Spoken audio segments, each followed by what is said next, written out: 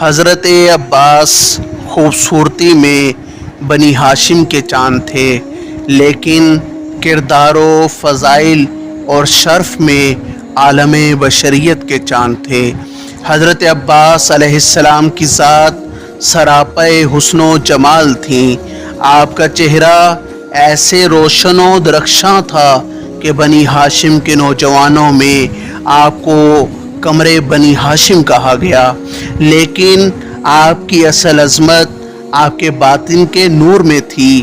آپ کے کردار کی پاکیزگی، علم و فضل کی بلندی اور شرف و غیرت کی انتہا نے آپ کو نہ صرف بنی ہاشم بلکہ پوری انسانیت کے لیے روشنی کا مینار بنا دیا۔